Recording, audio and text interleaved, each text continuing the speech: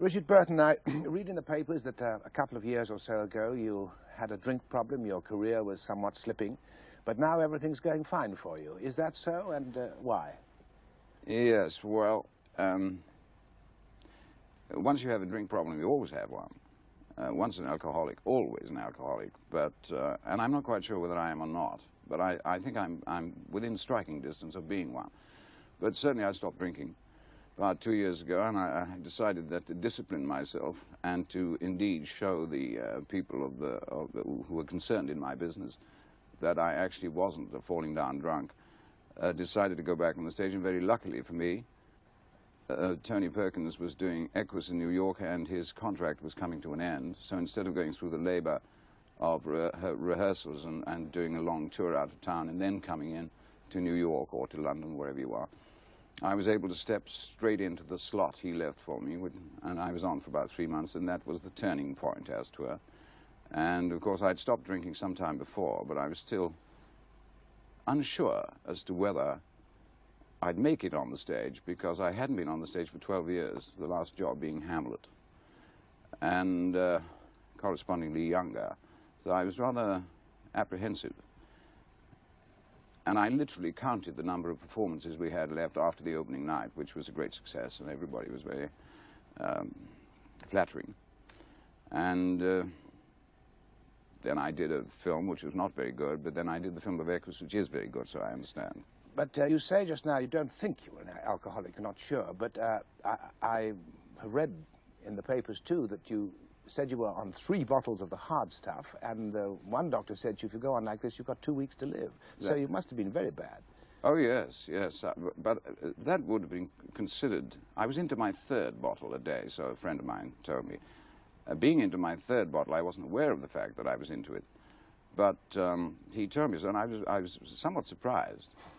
And this same friend, he's actually here, said, would you have a blood test? And they took a blood test, and it was, of course, I was anonymous in the blood test, and they said, this person, if he keeps on as he's going, because they'd written an account of what my behavior was, if he goes on as he is, we'll have approximately 2 weeks to live, which I found very intriguing. I was so lost when they told me anyway.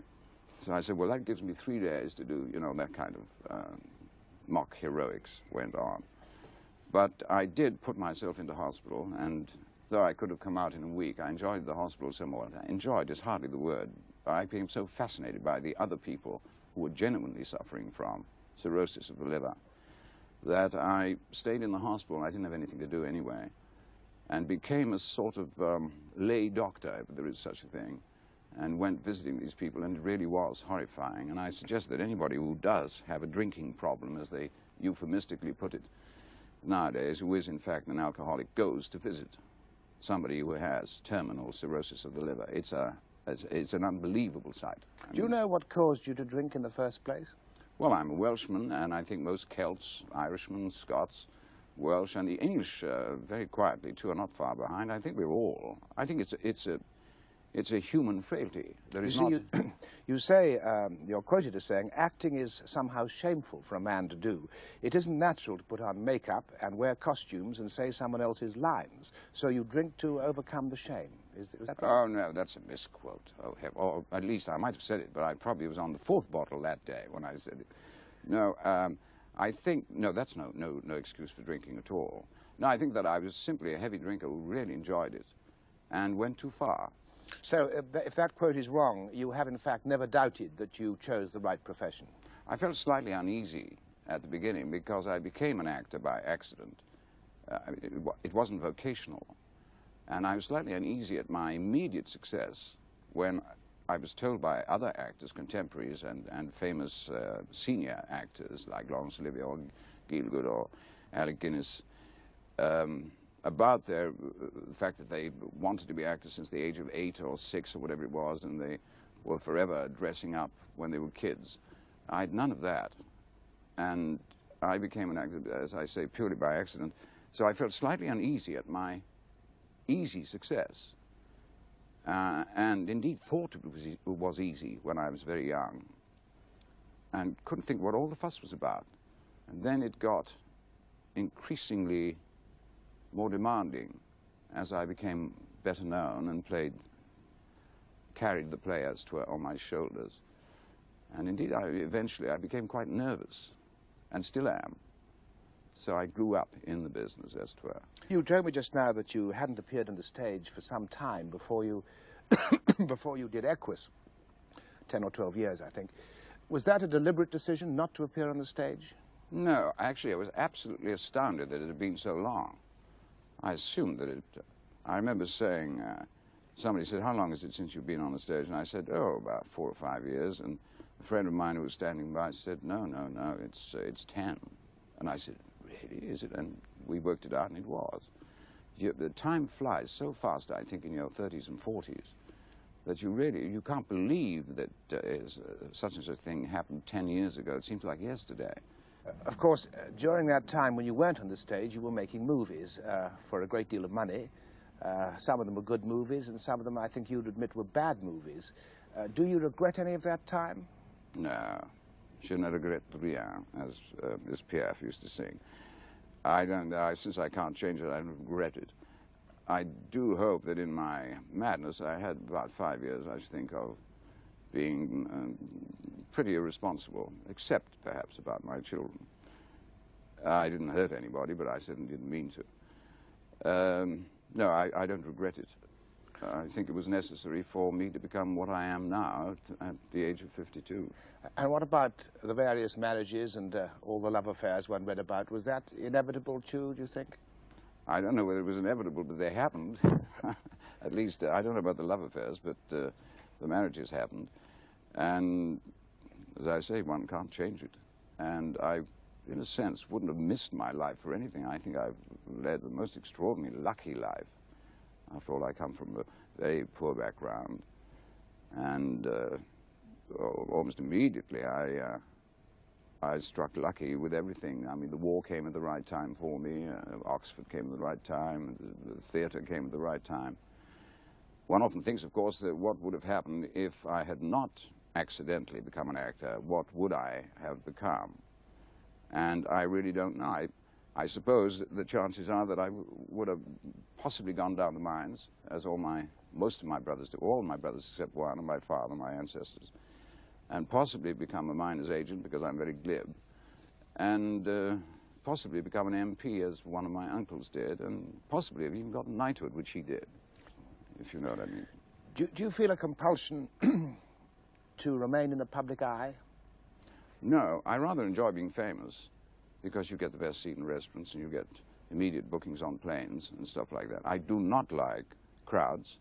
In fact, over the years, I've developed a genuine fear of masses of people. I can't go, for instance, to see Wales play England at Twickenham anymore, much as I'd love to, because I've become, I don't know what the word is, an agoraphobic or something.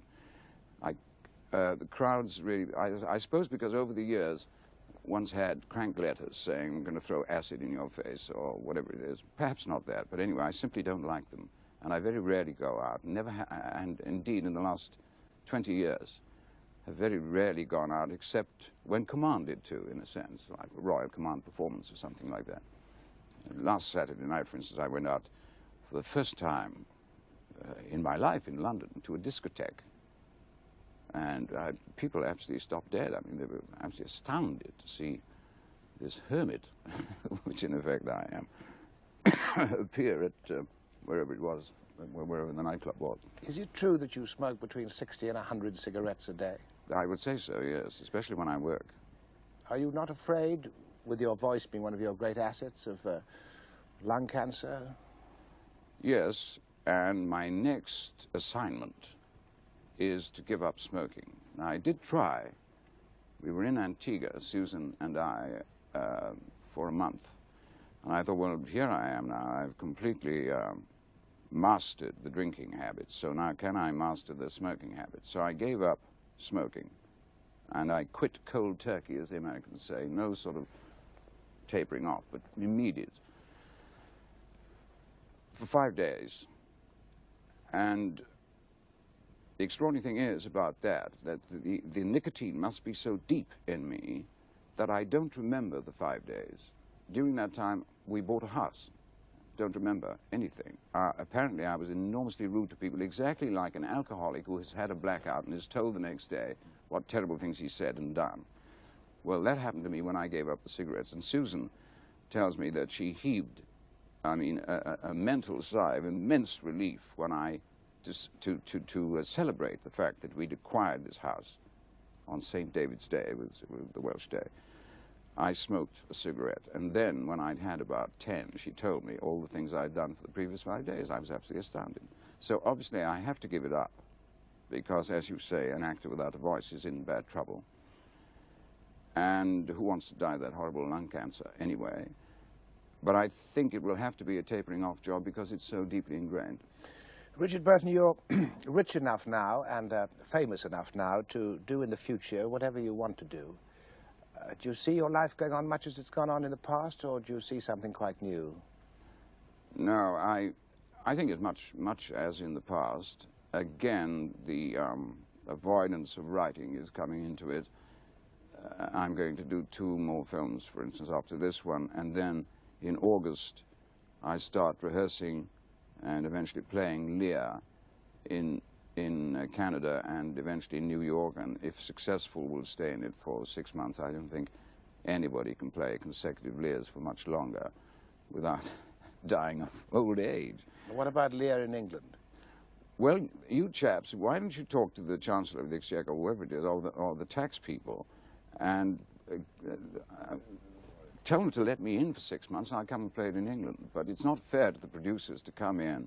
I was hoping, for instance, to do it at the Prospect Theatre at the Old Vic, and for 3 months, and then take the whole thing to the States, hopefully the thing being successful. But there's a new law by American Equity which means you can't do that. So my only chance of playing in England has gone, I think, for a long time. Unless I come home for good, which we're thinking about.